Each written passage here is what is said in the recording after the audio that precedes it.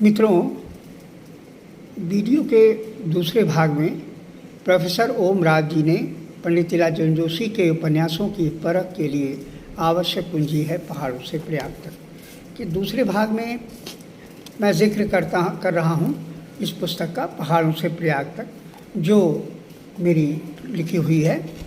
और श्री ओम राज जी ने बहुत अच्छे ढंग से आगे इन्होंने कहा कि सुशील राकेश द्वारा स्वर्गीय लीलाचंद जोशी के 75वें से अंतिम समय पृष्ठ 14 दिसंबर 82 तक के लिए साक्षात्कारों के संकलन पहाड़ों से प्रयाग तक में जोशी जी की बाल्यावस्था से मृत्यु पर्यंत संघर्षपूर्ण जीवन यात्रा के रहस्यपूर्ण तथ्यों का उद्घाटन है।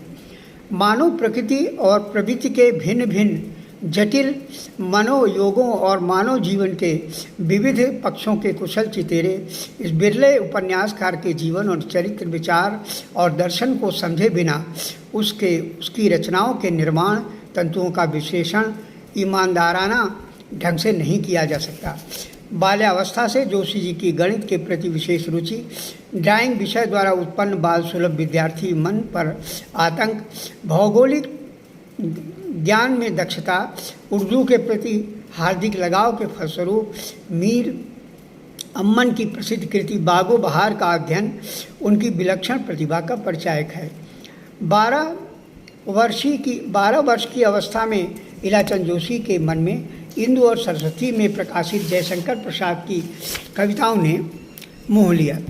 श्री लोचन पांडे द्वारा संपादित कविता कुसुममाला में संग्रहित कविताओं में लीलाचंद जोशी के मन में काव्य रचना के बीज बो दिए थे, जिनका प्रथम काव्य प्रस्फुटन था तपते हैं सब अपताप से, तपते जैसे सब पाप से।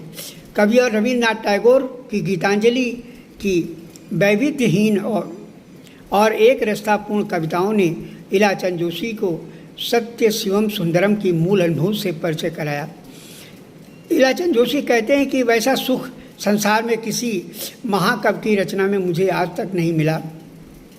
वो तुलसीदास को अपना पहला गुरु और रविन्द्रनाथ टैगोर को अपना दूसरा गुरु मानते हैं। तुलसीदास की श्री रामचरितमानस के सुंदरकांड का पाठ जोशी जी लाल जोगिया कुर्ता पहनकर करते थे। लाल लंगोटी वाले हनुमान जी को वह सुख दुख का साथी और बेड़ा पार करने वाला मानते थे। पुस्तक में जोशी जी की आत्म कथा के नितांत व्यक्तिशः अंश सम्मिलित हैं। इलाहाबाद में अपने समवयसी छात्र मित्र के हिंदू हॉस्टल में कमरे में प्रयास के मध्य गेटे की पुस्तकों का अध्ययन और गेटे की तर्ज पर आत्महत्या का प्रयास और प्रयास में असफलता की घटना रोचक भी है। और लीलाचंद जोशी की किशोरावस्था में बीते जीवन की तलखियों द्वारा उत्पन्न यथार्थपूर्ण जीवन के चौराहे पर निपट एकाकी, भीतर से असहाय, बाहर से अनाथ, भीतरी संघर्ष से उबारने में असमर्थ, परिस्थितियों में घिरे व्यक्ति की मानसिक द्वंद्व के अवसादपूर्ण नकारात्मक प्रभाव से परिपूर्ण भी। जोशी जी कहते हैं कि हंसी भी आती है कि अधूरी आत्मकथा के इस सारे कांड के पीछे एकमात्र धारणा ये काम कर रही थी कि मेरी साहित्यिक रचनाओं और विचारों को कोई नहीं समझ पाएगा। किशोर जीवन मनुष्य के संपूर्ण जीवन का सबसे अधिक विस्फोटक बिंदु है। उसके समस्त परिवर्ती जीवन का दिशा निर्देश इसी बिंदु से होता है। बर्लिन से पीएचडी की उपाधि प्राप्त बड़े भाई हेमचंद जोशी द्वारा कलकत्ता में लॉन्ड्री खोलना और लीलाचंद जोशी का उनके साथ रहकर निम्न मध्य वर्ग के धुलने आने वाले गंदे फर्श पर गंदे कपड़ों में ढेर पर सोना तथा विजनमती काव्य संग्रह में संकलित संपूर्ण कविताओं में से 80% कविताएं इसी वातावरण में रहकर लिखना ऐसा प्रेरक प्रसंग है जो यह सिद्ध करता है कि संसार को अनुपम और कालजयी साहित्य वह लोग देकर जाते हैं जो जीवन की विपरीत परिस्थितियों में घबराते नहीं, वरन उन मैली कुचैली परिस्थितियों में ही साहित्यिक रचना के लिए वांछित आवश्यक उस खोज लेते हैं।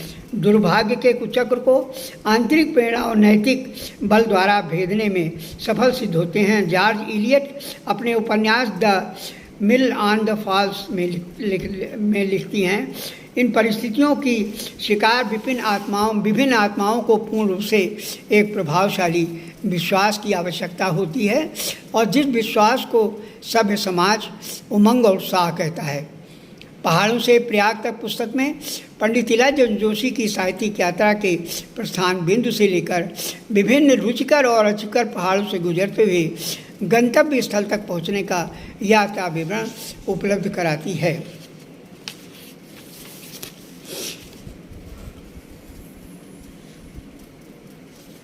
पुस्तक में सम्मिलित साक्षात्कारों में निहित जोशी जी की आत्मस्वीकृतियाँ इस तथ्य की संस्थापना करती है कि यह उपन्यासकार एक ट्रिमेंडस रीडर भी था।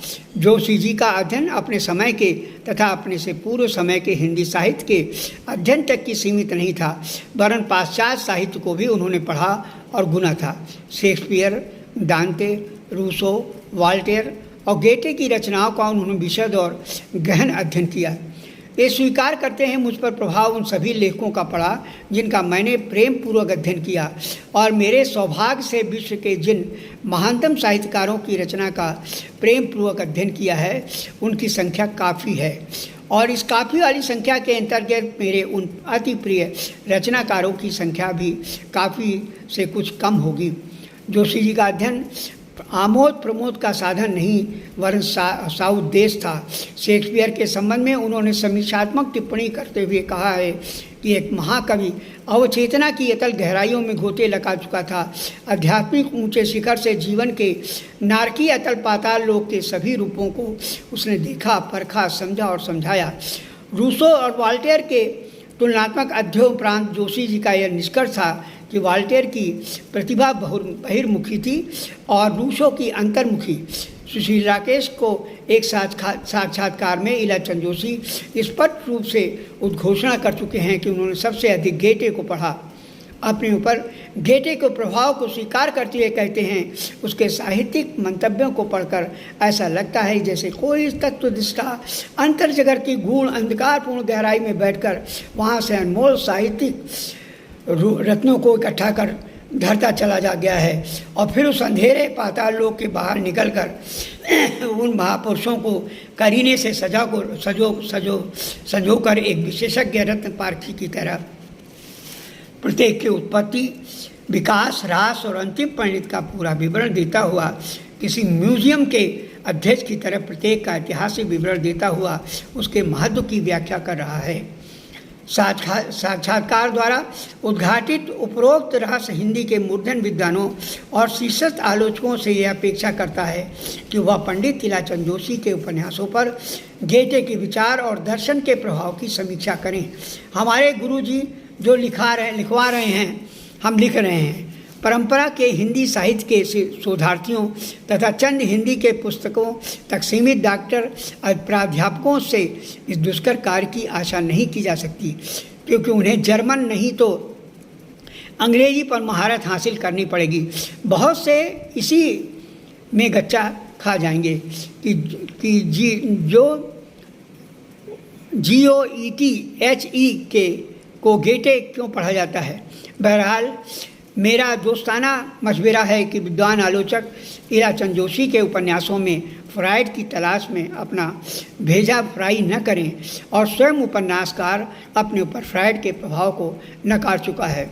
श्री सुशील राकेश की पुस्तक पहाड़ों से प्रयाग तक एक साधारण कृति नहीं है, वरन लीलाचंद जोशी के औपन्यासिक साहित्य की सुसंगत समीक्षा और सही व्याख्या के लिए अति आवश्यक पूंजी है। श्री ओमराज जी ने, जैसा आपने देखा, कि बहुत अच्छा विवेचन किया। मैं इनके विवेचन से प्रभावित रहा, और इन्होंने आने वाली पीढ़ी को ये सलाह दी है कि जब भी वो पंडित लीलाचंद जोशी पर रिसर्च करें तो उनके उपन्यासों, कहानियों, कविताओं पर अपना स्वयं अध्ययन करके विश्लेषण देने की कृपा करें। इसी आशा के साथ मैं सभी पाठकों और दर्शकों को धन्यवाद देता हूँ।